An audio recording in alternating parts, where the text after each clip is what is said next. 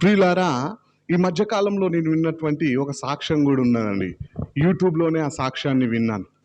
ఆ సాక్ష్యం ఏంటిది అంటే, ఆఫ్రికా ఖండంలో కెన్యా దేశపు అడవుల్లోనికి ఒక డాక్టర్ గారు మిషనరీగా వెళ్లారంటండి. అక్కడ పరిస్థితులు ఎలాంటివి అంటే, అక్కడ కనీసం కరెంటు కూడా ఉండదంటండి. అలాంటి పరిస్థితుల్లో ఆ డాక్టర్ గారు అక్కడ ఒక హాస్పిటల్‌ని పెట్టి అనేకులకు వైద్యాన్ని అందిస్తూ ఒక అనాథాశ్రమాన్ని కూడా నడిపిస్తూ ఉన్నారంటండి. అందులో దాదాపుగా 40 మంది అనాథ పిల్లలు ఉన్నారంటండి.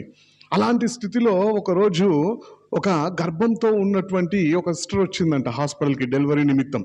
అయితే అప్పటికే ఆమెకి ఇంకా నెలలు నిండలేదంటండి. అంటే 9 నెలలు నిండలేదు. నెలలు నిండకుండానే ఆమె ప్రసవించి మరణించినదంట. అలా పుట్టినటువంటి బేబీని ప్రీమెచ్యూర్ బేబీగా పిలుస్తూ ఉంటారు. అలా పుట్టినప్పుడు డాక్టర్స్ చేసేటువంటి పని ఏంటిది అంటే, ఆ బేబీని ఇంక్యుబేటర్‌లో పెడుతూ ఉంటారు. ఎందుకోసం అంటే, తల్లి గర్భంలో ఎలాంటి ఉష్ణోగ్రతలైతే ఉంటాయో, ఆ యొక్క ఇంక్యుబేటర్‌లో కూడా అలాంటి ఉష్ణోగ్రతలే ఉంటాయి కాబట్టి ఇంక్యుబేటర్‌లో పెడుతూ ఉంటారు. కానీ అక్కడ కరెంట్ లేదు కాబట్టి ఇంక్యుబేటర్‌ని ఉపయోగించలేనటువంటి పరిస్థితి. అలాంటప్పుడు డాక్టర్స్ చేసేటువంటి మరొక పని ఏంటిది అంటే, హాట్ వాటర్ ప్యాక్‌లో పెడుతూ ఉంటారు. అప్పుడు డాక్టర్ గారు చెప్పారంట నర్స్‌తో, "అమ్మ, హాట్ వాటర్ ట్యూబ్‌ని రెడీ చేయండి" అంటే, ఆ యొక్క ట్యూబ్‌లో వాటర్ పోస్తూ ఉంటే ఆ ట్యూబ్ కూడా పలిగిపోయిందంట. వాళ్ళ దగ్గర అదొక్కటే ఉన్నదంట. ఇంకో ట్యూబ్ కూడా లేదంట. సిటీకి వెళ్ళి తీసుకొని రావాలన్నా కానీ 2-3 డేస్ టైం పడుతుందంట. అంత టైం లేదు కాబట్టి ఆ రాత్రి ఎలాగైనా ఆ బేబీని బ్రతికించాలి అని చెప్పేసి, చలిమంట వేయమని చెప్పేసి ఒక నర్స్‌ని అక్కడ పడుకోమని చెప్పేసి ఆ నర్స్ మీద ఆ బేబీని పడుకోబెడితే ఆ రాత్రి అలా బ్రతికిందంట. ఉదయం కాగానే ఆ డాక్టర్ గారు ఆ అనాథ ఆశ్రమం దగ్గరికి వెళ్ళి అక్కడ ఉన్నటువంటి పిల్లలందరితో 40 మందితో ఒక ప్రేయర్ రిక్వెస్ట్ చెప్పాడంట. రాత్రి ఈ విధంగా ఒక తల్లి వచ్చింది, ప్రసవించిన తర్వాత డెలివరీ అయిన తర్వాత ఆ తల్లి మరణించినది. ఆమెకి ముందుగా పుట్టినటువంటి ఒక పాప కూడా ఉన్నది, 4 ఇయర్స్ పాప. తల్లి మరణించినందుకు ఆమె ఎంతగానో బాధపడుతూ ఏడుస్తూ ఉన్నది. ఆ పుట్టినటువంటి బేబీని ఇప్పుడు హాట్ వాటర్ ట్యూబ్‌లో పెట్టాలా, మనకు 3 గంటల వరకల్లా ఆ యొక్క ట్యూబ్ కావాలా. ఇప్పుడు మన దగ్గర ఆ ట్యూబులు లేవు. ఆ ట్యూబ్ లేకపోతే పుట్టినటువంటి ఆ బేబీ కూడా మరణించడానికి అవకాశం ఉంటుంది. ఆ యొక్క హాట్ వాటర్ ట్యూబ్‌ను దేవుడు పంపించాలి అని చెప్పేసి మీరు ప్రార్థన చేయండి అంటే 40 మంది ప్రార్థన చేసినారంట. ఆ 40 మందిలో ఒక పాప చెప్పినదంట, నేను ముందుకొచ్చి ప్రార్థన చేస్తా అని చెప్పేసి. ఆ పాప పేరు ఏంటిది అంటే మిరండా.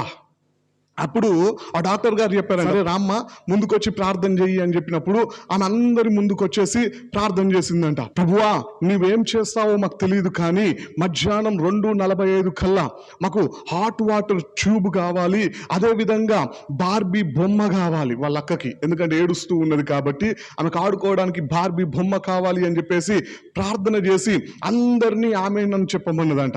అప్పుడు పిల్లలందరూ ఆమేనని చెబితే డాక్టర్ గారు చెప్పకుండా ఏం చెప్పాలో అర్థం కాని స్థితిలో ఉన్నప్పుడు ఆ మిరండా అనబడినటువంటి పాప చెప్పిందంట, ఆమేనను అంటే ఆ డాక్టర్ గారు కూడా ఆమేనన్నారంట. అక్కడ నుండిగా హాస్పిటల్కి వెళ్ళిపోయినారంట పేషెంట్స్ చూసుకుందామని చెప్పేసి. అయితే కరెక్ట్గా 2:30కు ఒక వ్యక్తి పరిగెత్తుకొని వచ్చి, అయ్యా మీకు ఒక పెద్ద పార్సల్ వచ్చింది అని చెబితే డాక్టర్ గారికి అర్థమైపోయిందంట దేవుడు కార్యం చేశాడు అని చెప్పేసి. వెంటనే ఆ పార్సల్ ఉన్నటువంటి చోటుకు పరిగెత్తుకొని వెళ్ళి ఆ వచ్చినటువంటి వ్యక్తితో చెప్పాడంట, సండే స్కూల్ పిల్లల్ని కూడా తీసుకొని రండి అంటే ఆయన వెళ్ళి 40 మందిని తీసుకొని వచ్చినాడంట. వాళ్ళ కళ్ళ ముందటనే ఆ యొక్క పార్సల్ని ఓపెన్ చేస్తూ ఉంటే పైననే హాట్ వాటర్ ట్యూబ్ ఉన్నదంటండి. అప్పుడు పిల్లలందరూ కూడా ఆమేన్, దేవునికి స్తోత్రం, హల్లెలూయా అని చెప్పేసి దేవుణ్ణి మహిమపరచడం ప్రారంభించినారు. ఒక్క పాప తప్ప. దేవుడు మన ప్రార్థన ఆలకించాడు, హాట్ వాటర్ ట్యూబ్ను దేవుడు మనకి ఇప్పించాడు, దేవుణ్ణి స్తుతించు అని చెబితే లేదు లేదు, బార్బీ బొమ్మ కూడా కావాలా, మీరు చూడండి అని చెబితే ఆ డాక్టర్ గారు ఆ పెద్ద పార్సల్ మొత్తాన్ని తీసి బయట పెట్టినప్పుడు చివరికి ఆ లాస్ట్లో బార్బీ బొమ్మ కూడా వచ్చిందంట. అప్పుడు చెప్పిందంట మిరిండా అనబడినటువంటి పాప, దేవునికి స్తోత్రం, హల్లెలూయా అని చెప్పేసి దేవుణ్ణి మహిమపరిచినదంట. అసలు ఈ పార్సల్ని ఎవరు ఎక్కడ నుండి పంపించారు అని చెప్పేసి డాక్టర్ గారు కనుక్కోవడం ప్రారంభిస్తే ఆ పార్సల్ పోస్ట్ అయిందంట ఇంగ్లాండ్ దేశంలోనంట.